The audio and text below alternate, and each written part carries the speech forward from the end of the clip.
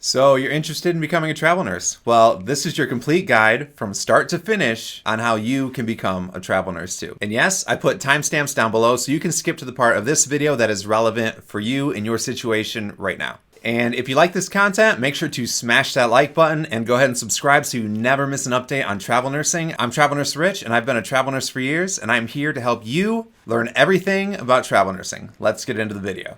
So for this first one, we're actually going to take a trip down memory lane and go straight to the bare basics of what you need. Step one, you have to pass high school, preferably with good grades in math and sciences.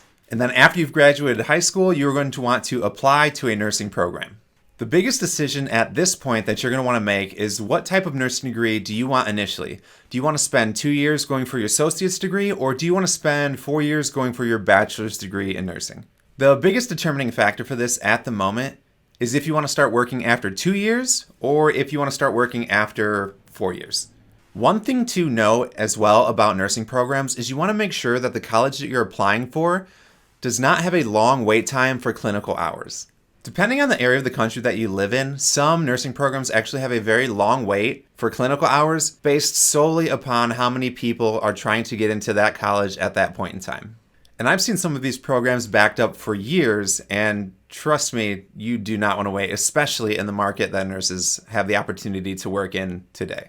So after you're accepted into the nursing program, this is when the hard work actually begins. So whether it's an associate's degree or a bachelor's degree that you decide to pursue for your nursing program in college, expect to have a very fast-paced course with lots of clinical hours to get you to the point of being ready to take and pass boards, also known as your NCLEX exam.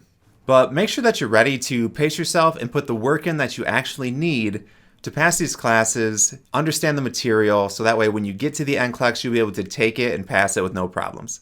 So let's fast forward now to the end of nursing school, where you have about 3 months or so left before passing nursing school and taking boards. There are 2 things that I have found that gives people the most success when studying for, taking, and passing the NCLEX exam. The first thing is to spend a few days, maybe even a couple weeks, brushing up on all of the basic systems of the body. That way you can tell what areas you need to focus on versus what areas you can just skip through.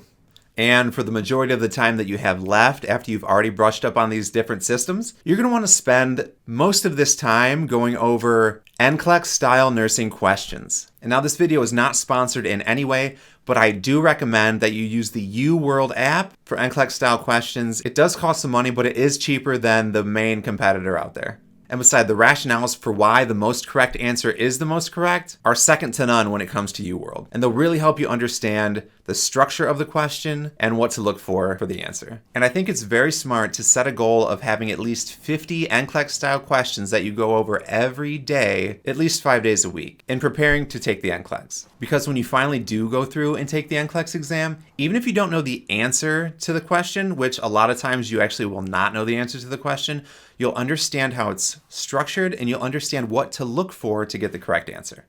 And another really smart thing to do around this time in your nurse career pursuit is to apply to one of the local hospitals for maybe a nurse extern position. A nurse extern position, you'll basically be doing nursing assistant work as you work towards getting your RN license. And it's a great way to kind of get in the game and understand how things are going to be run on your own when you actually finally get to work as a nurse.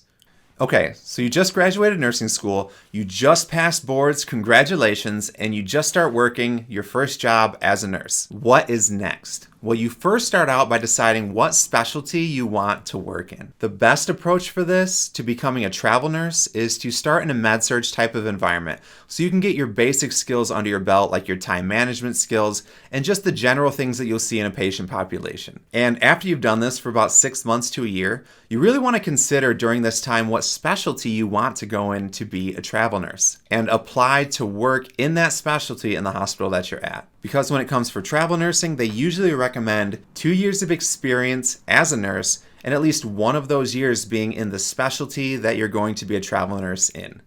But every contract is different, and technically I do know people that have started their travel nursing career after 1 year, but it is a little bit tougher for those guys unless they are one of the few exceptions that know exactly what they're doing and are very capable at their job and are completely independent, ready to hit the ground running. Basically, you're going to want to know what you're doing, so that's why I always recommend getting close to 2 years experience.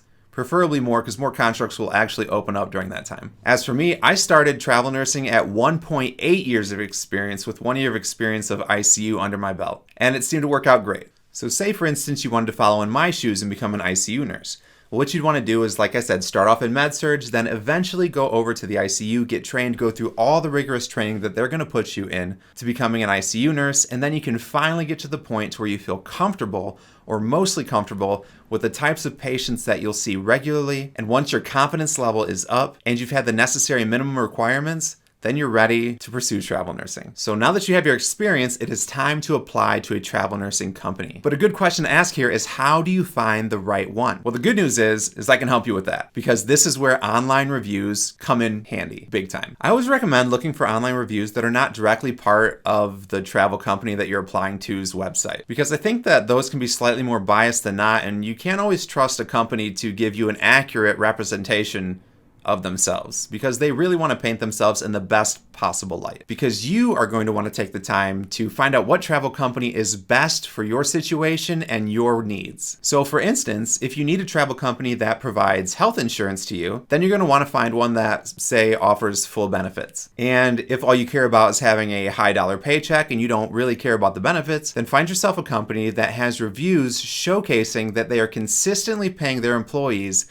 higher than other travel companies. And if you care about being happy in your job, then look for reviews that have high employee satisfaction, which actually I think is the golden standard in all of this. Because if you think about it, if employee satisfaction is high, a lot of times that coincides with good benefits and good pay. So now that you've found a company to go with and you've reached out to them via their agent or via their company's website or phone number, a travel agent is going to reach out back to you to get the process going. And here's what you can expect from here. Here's a quick side note. Never reach out to a travel company unless you're serious about wanting to be a travel nurse and you have the qualifications for that. The reason for this is because if you reach out and you have the qualifications but you're not serious about it, they will bother you. Your agent is a great person when you're a travel nurse. But when you're thinking about being a travel nurse, the agent can sometimes seem like an annoying fly on the wall, always bugging you and asking you if you're ready to pursue travel nursing. And let's be honest, that's really not something that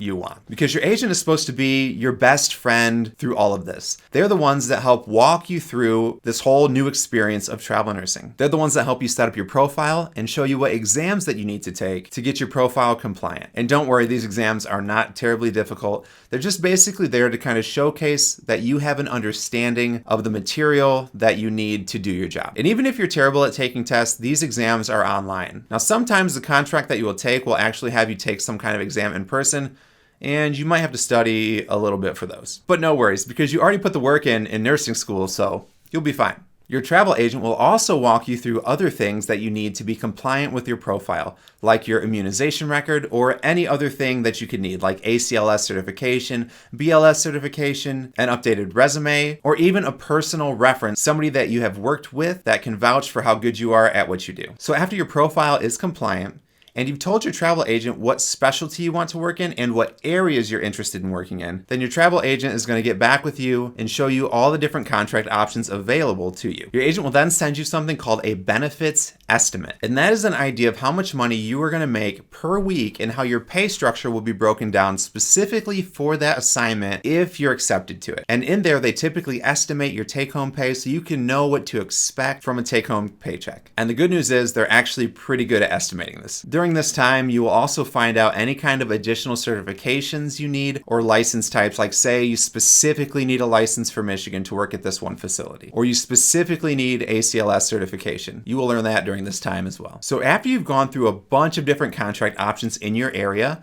you're going to look at the ones that you find to be your absolute favorite, and you're going to let your agent know that go ahead and submit my information to these 3 to 5, maybe even more positions. And generally, as a rule of thumb, especially when you're new, if you apply to 5 different positions as a travel nurse, you'll get at least 1 phone call back for an interview. And I know what you're thinking. Wait, did I just hear interview? Oh man, I'm terrible at interviews. So here's the good news. Interviews as a travel nurse are kind of a joke. They're not really anything like your typical interview. You take it over the phone. You don't have to show up in person. You usually don't even have to show your face. There's no Zoom meeting. They're just looking to see if you have a heartbeat. 2, you're competent, which usually your file will say if you are or not. 3, if you have experience in a specific obscure thing that they see regularly at their hospital. And 4, if you have a friendly voice and are willing to work as a team to help them out, because they're probably struggling a little bit. It is probably the easiest interview type that you will ever have in your entire life. Basically, if they want to give you an interview, then they really want to give you a contract. But typically, as long as you meet those minimum requirements that they need through this interview process,